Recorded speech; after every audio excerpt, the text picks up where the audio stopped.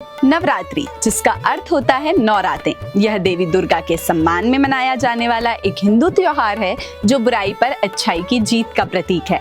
इस त्योहार में 9 दिनों और 9 रातों तक देवी दुर्गा के 9 अवतारों की पूजा की जाती है, जिसमें घट स्थापना, उपवास और मंत्र जाप जैसे अनुष्ठान शामिल हैं।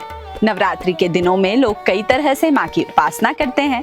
माता के इस पावन पर्व पर हर कोई उनकी अनुकंपा पाना चाहता है।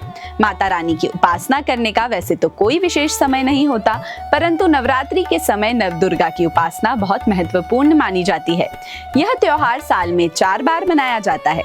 साल के प्रथम मास चैत्र में पहली नवरात्रि होती है, फिर चौथे मास आषाढ़ में दूसरी, इसके बाद अश्विन माह में प्रमुख शारदीय नवरात्रि होती है और माघ मास के अंत में चौथी नवरात्रि होती है, जिसका उल्लेख देवी पुराण में मिलता है। इन चारों नवरात्रियों में से आषाढ़ और माघ मास में पड़ने वाली नवरात्रियों को गुप्त नवरात्रि कहते हैं। जैसा कि नाम से पता चलता है कि इन दिनों इस पर्व को गुप्त रूप से मनाने का विधान है। जहां चैत्र और शारदीय नवरात्रि को गृहस्थ एवं पारिवारिक लोगों द्वारा मनाया जाता है, वहीं दोनों गुप्त नवरात्रियां तांत्रिक एवं साधना करने वालों के लिए अति उत्तम बताई गई है।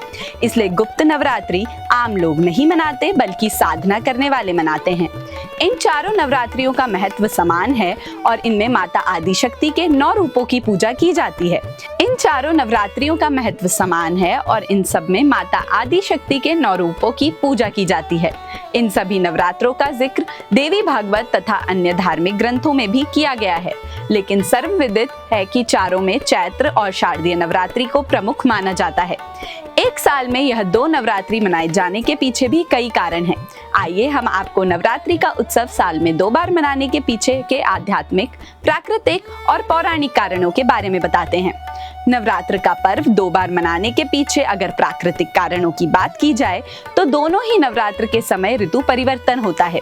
गर्मी और शीत के मौसम के प्रारंभ से पूर्व प्रकृति में एक बड़ा परिवर्तन होता है। माना जाता है कि माँ प्रकृति की इसी शक्ति के उत्सव को आधार मानते हुए नवरात्रि का पर्व हर्ष, आस्था और उल्लास के साथ मनाया जाता है।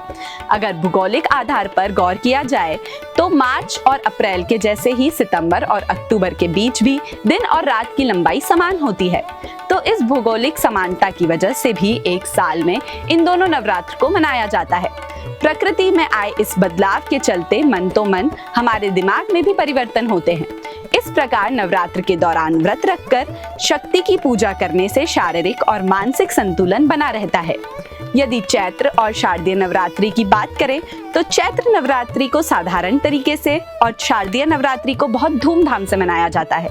हालांकि चैत्र नवरात्रि सबसे पुरानी नवरात्रि है और श्री राम के अवतरण तक केवल चैत्र नवरात्रि ही मनाई जाती थी।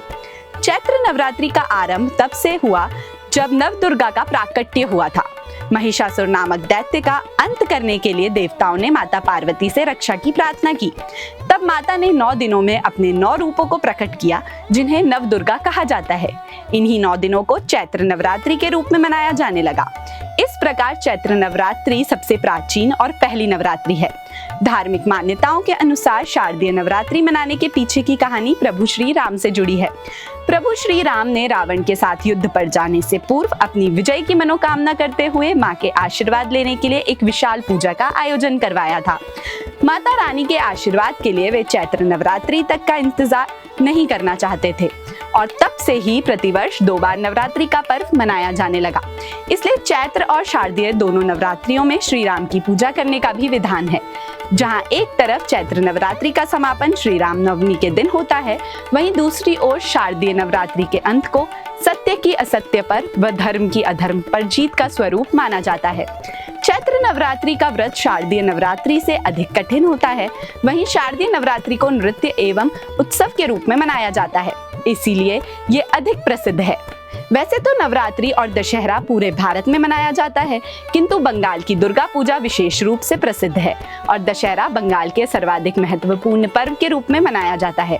अगर आप भी ऐसी ही और जानकारियां पाना चाहते हैं तो हमारे चैनल को अभी सब्सक्राइब करें।